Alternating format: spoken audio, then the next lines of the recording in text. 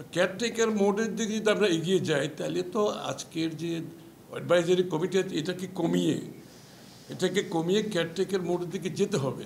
সংখ্যা কমানোর কথা বলছে, বাড়ানোর কথা না।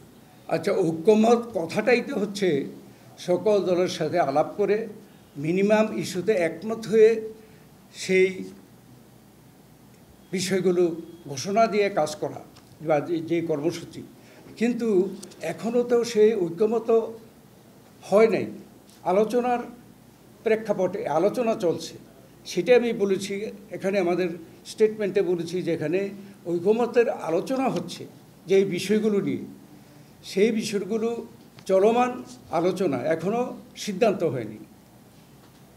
অতএব এখনই আমরা ক্ষমতায় নেই, আমরা এখন এই ঐক্যমতের ভিত্তিতে কীভাবে সরকার চালাবো এটা আমরা কীভাবে বলবো?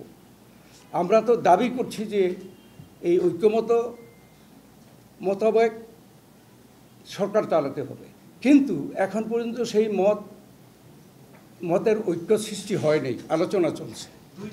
একটা দলের উপদেষ্টা আছে এখানে যাদের সাথে সম্পর্ক আছে, একটা দলের ইঙ্গিত করেছেন যদিও আমরা জানি, তো সেক্ষেত্রে কি আপনাদের পক্ষ থেকে বা অন্যান্য দলের পক্ষ থেকে উপদেষ্টা পরিষদে কাউকে নেয়ার ব্যাপারে আপনাদের কোনো প্রস্তাবনা আছে? না, এটা আসলে কখনোই আমাদের এরকম প্রস্তাব ছিল না, কারণ আমরা এটাকে নির্দলীয় নিরপেক্ষ সরকার আমরাও বলেছি, সেই জন্য আমরা প্রথম থেকে সমর্থন করেছি। তো সেখানে আমরা কেন চাইবো আমাদের কাউকে সেখানে নেওয়ার জন্য? এখানে তো আমি একটু অ্যাড করি স্যার। জি জি, একটু আমি স্যার মাহমুদ সাহেব একটু আমি অ্যাড করি। সেটা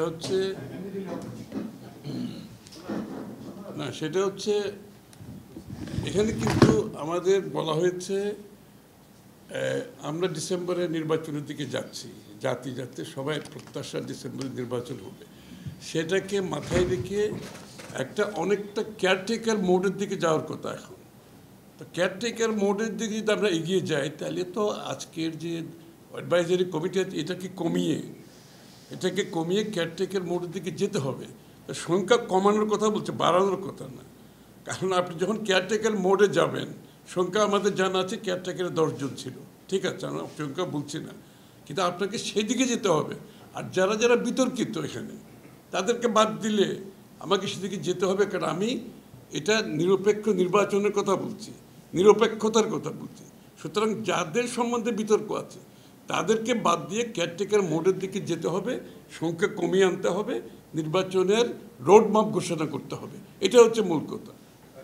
For more updates, follow us on Facebook, subscribe our YouTube channel, get the latest update on www.daily-sun.com.